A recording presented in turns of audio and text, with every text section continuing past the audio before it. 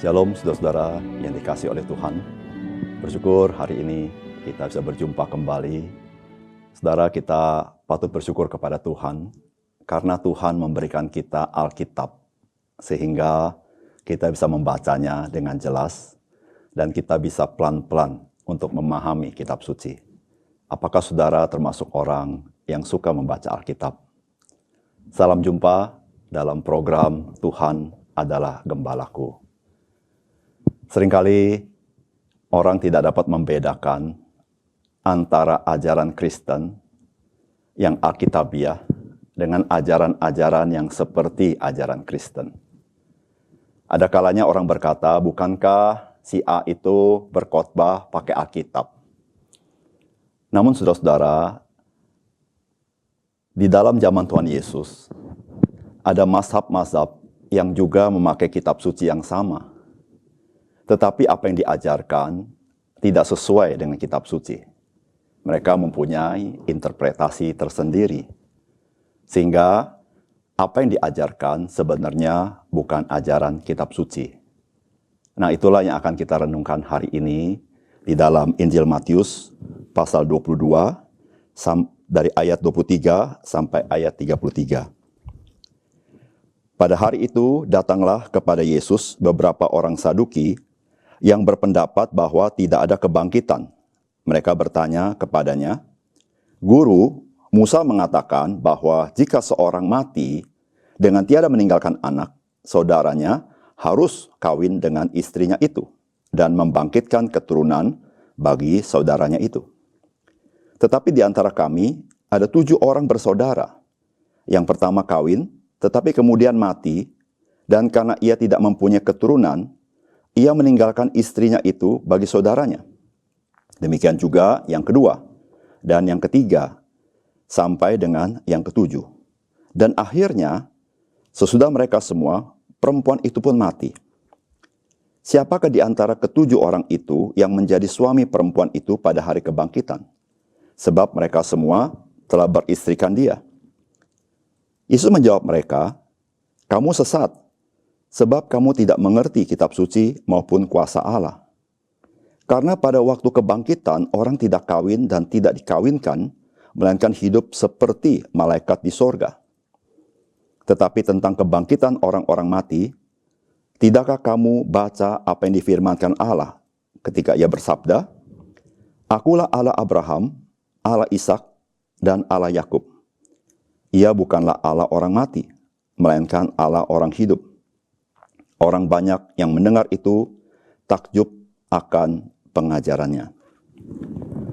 Saudara-saudara yang dikasih oleh Tuhan, apa yang kita baca dari firman Tuhan hari ini ada satu mazhab di dalam masyarakat Yahudi, yaitu mazhab Saduki. Saudara, orang-orang Saduki adalah orang-orang yang religius, namun lebih bergerak dalam bidang politik. Namun di antara mereka banyak pula yang menjadi imam, saudara-saudara. Dan mereka adalah orang yang juga berpegang kepada kitab suci. Nah, orang-orang Saduki ini bertanya kepada Tuhan Yesus tentang kebangkitan. Pertanyaan mereka adalah dengan satu keyakinan, bahwa mereka yakin tidak ada kebangkitan orang mati. Disitulah ketika mereka bertanya, mereka ingin mendapat konfirmasi dari Tuhan Yesus, memang tidak ada kebangkitan orang mati. Nah, saudara, bagaimanakah Tuhan Yesus merespon daripada pertanyaan orang-orang Saduki ini? Dan apa pesan firman Tuhan hari ini bagi kita? Saudara, yang pertama, saudara percaya kepada kitab suci adalah baik. Namun kita perlu memahami isi kitab suci sebagaimana yang dimaksudkan oleh kitab suci. Orang-orang Saduki percaya kitab suci adalah firman Allah. Namun mereka tidak memahaminya sebagaimana apa yang kitab suci sampaikan kepada kita. Mereka sangat menolak keras akan kebangkitan orang mati. Padahal kitab suci mengajarkan kebangkitan orang mati. Disitulah saudara-saudara, mengapa kita penting selain percaya bahwa kitab suci adalah firman Allah. Namun kita harus memahami maksud dan ajaran yang sesungguhnya dari kitab suci. Tuhan Yesus menjawab mereka. Mereka tidak memahami kitab suci, mereka menjadi sesat. Bahkan dikatakan bahwa mereka tidak mengenal kuasa Allah. Atau dapat dikatakan seorang yang gagal memahami maksud kitab suci, dia bisa masuk ke dalam area dia tidak mengenal Tuhan sesungguhnya. Saudara-saudara sekalian, ada banyak orang di dunia ini yang mengajarkan kitab suci. Namun tidak berarti bahwa mereka mengajarkan sesuai dengan apa yang diajarkan kitab suci. Oleh sebab itu, saudara-saudara, mari kita sebagai orang Kristen, kita menjadi orang Kristen yang bijaksana. Kita belajar firman Tuhan baik-baik, merenungkan baik-baik, dan mencoba memahami firman Tuhan dengan baik. Sehingga di zaman akhir ini, kita tidak menjadi tersesat oleh karena begitu banyak ajaran di tengah-tengah dunia ini. Sehingga kita boleh mengenal Tuhan. Dan mengenal Tuhan itu adalah berkat yang besar dalam hidup kita. Yang kedua, saudara-saudara, Alkitab mengajarkan kepada kita bahwa kebangkitan orang mati adalah yang Tuhan maksudkan di dalam kitab suci.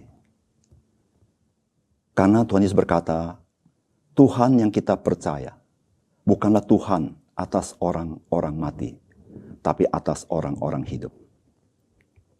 Saudara, kalau kita membaca firman Tuhan di dalam ayat yang ke-32 tadi. Akulah Allah Abraham, Allah Ishak, dan Allah Yakub. Ia bukanlah Allah orang mati, melainkan Allah orang hidup. Saudara, kita tahu Abraham, Ishak, dan Yakub, mereka sudah mati. Dan sampai hari ini, mereka dalam keadaan masih mati. Dan Allah mengatakan dia adalah Tuhan Allah Abraham, Tuhan Allah daripada Ishak, Tuhan Allah daripada Yakub. Apakah Tuhan Allah kita, Tuhan Allah atas orang mati? Tidak sama sekali. Tuhan Yesus berkata, Allah kita adalah Allah orang hidup. Disitulah saudara-saudara memberitahukan kepada kita. Memang Abraham sudah mati. Ishak sudah mati. Yakub sudah mati. Tetapi satu kali nanti mereka akan dibangkitkan. Sehingga mereka menjadi orang-orang yang hidup. Saudara, kebangkitan orang mati sudah dinyatakan di dalam sejarah 2000 tahun lalu. Di mana Tuhan Yesus mati dan pada hari ketiga dia bangkit dari antara orang mati. Sehingga kebangkitan orang mati bukan sebuah teori, tetapi sebuah fakta yang sudah ada dalam sejarah. Dan Kristus diberikan kuasa untuk membangkitkan orang-orang mati. Itulah pengharapan daripada kita sebagai orang percaya. Bahwa akhir kita bukan kepada kebinasaan, tetapi kepada kehidupan.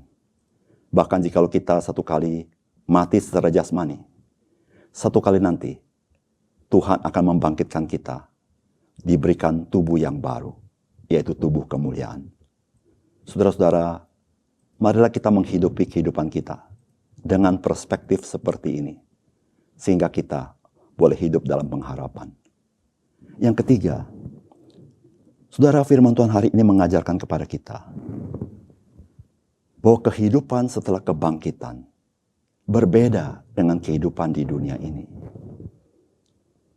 Pertanyaan orang Saduki tentang kawin dan mengawinkan, yaitu hukum Levirat, di mana saudara kandung harus mengawini istri daripada kakaknya yang meninggal untuk menghasilkan keturunan.